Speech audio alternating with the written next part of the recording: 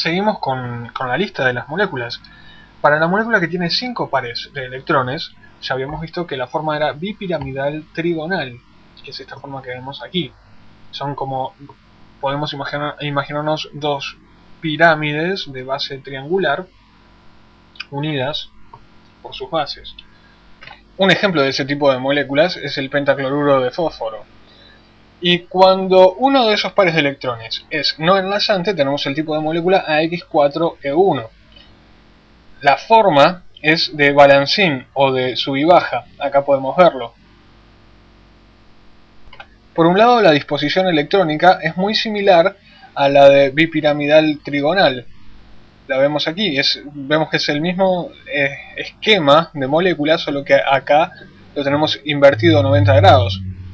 Y la diferencia, además, de que el par de electrones no enlazante está representado en color amarillo. Pero cuando vemos la geometría de la molécula, acá sí, la forma de la molécula es de balancín o de sub y baja. Podemos verlo aquí en esta imagen. Cuando la molécula tiene 2 pares de electrones no enlazantes y 3 enlazantes, o sea, son 5 también pares de electrones en total, la geometría de la molécula es en forma de T.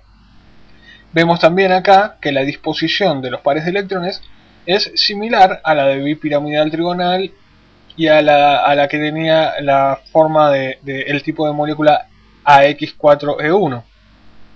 Y por último, cuando hay 3 pares de electrones no enlazantes, el tipo de molécula AX2E3, vemos que la disposición electrónica también es similar a todos los otros casos anteriores, a los 3 casos anteriores que hemos visto, pero la forma de la molécula en este caso es lineal.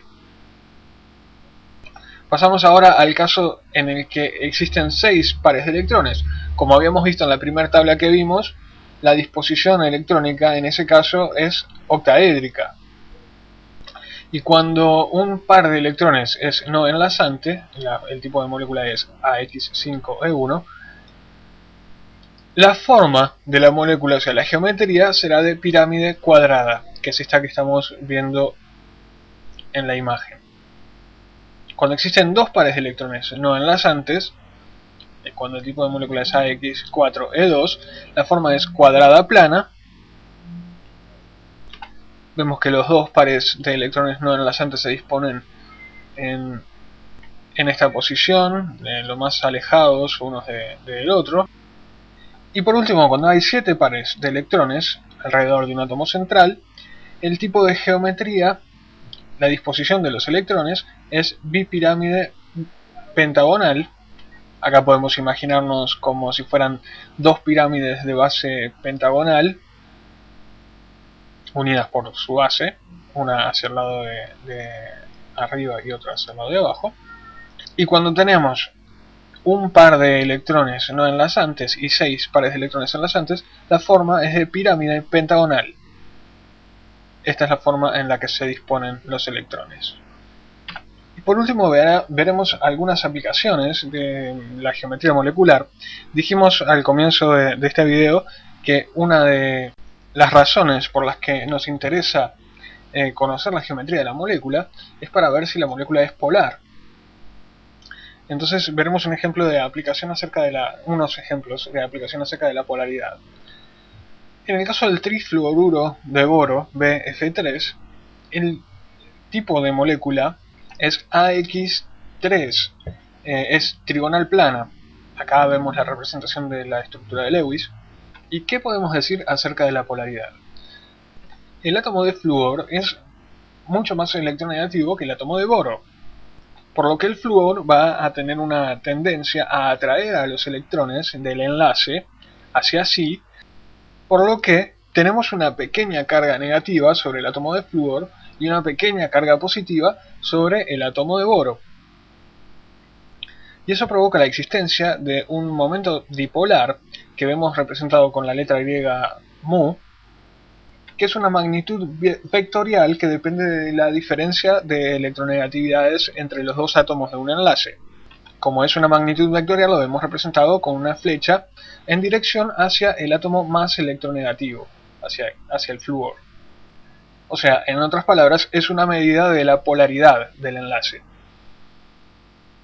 Cada uno de los enlaces de esta molécula son entonces enlaces polares. Todos tienen su momento dipolar idéntico, pero con direcciones diferentes, ya que, como vemos en la imagen, esta molécula tiene una forma triangular plana con un ángulo de 120 grados entre cada enlace.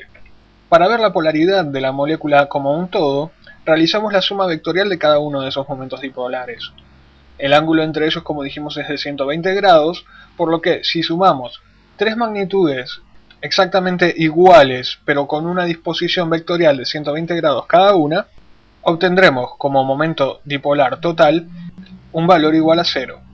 Por lo tanto, esta molécula de trifluoruro de boro no es polar. Pasemos al ejemplo de la molécula de agua. La estructura de la molécula es esta que tenemos en la imagen. Eso es lo que nos dice la estructura de Lewis. Como hemos visto en este video, el ángulo entre los átomos hidrógeno, oxígeno e hidrógeno es de 104,5 grados. Y como el átomo de oxígeno es más electronegativo que el átomo de hidrógeno, se ubica una pequeña carga negativa sobre ese átomo, lo que nos genera a su vez un momento dipolar, que vamos a representarlo como en el caso anterior con estas flechas, y vamos a tratar de sumarlos, hacer la suma vectorial, para ver cómo resulta el momento dipolar total. Si hacemos la suma vectorial de vectores en esta disposición, tenemos un momento dipolar total distinto de 0. O sea que la molécula de agua sí es una molécula polar. Como último ejemplo, vamos a ver a la molécula de tetracloruro de carbono. La disposición electrónica en este caso es tetraédrica. Son 4 pares de electrones enlazantes alrededor del átomo de carbono. Y como el átomo de carbono no tiene pares de electrones no enlazantes, el tipo de molécula es AX4, por lo tanto, la forma de la molécula, si nos fijamos en la tabla, será también tetraédrica, de la misma forma que la distribución de electrones. A su vez, el cloro es un átomo más electronegativo que el carbono, por lo tanto, se generará también un momento dipolar. En cada enlace del cloro con el carbono se genera una misma magnitud de momento dipolar, pero con dirección diferente, o sea, hacia los vértices de ese tetraedro imaginario, que como ya vimos, el ángulo que forman los pares de electrones en cada caso es de 109,5 grados. Por lo tanto, si realizamos la suma vectorial de los momentos dipolares, acá los disponemos en esa posición con un ángulo de 109,5 grados, como ya vimos, todos los ángulos en este caso son de 109,5 grados, son todos ángulos iguales, o sea la molécula es simétrica con un centro de simetría sobre el átomo de carbono. Por lo tanto, el momento dipolar total también es igual a 0. Ese es el valor que nos daría si realizáramos la suma de esos momentos dipolares. Como conclusión, podemos decir que las moléculas que contienen enlaces polares alrededor de un centro de simetría presentan un momento dipolar total igual a 0. Por lo tanto, si la molécula es simétrica, sabemos que el momento dipolar será nulo.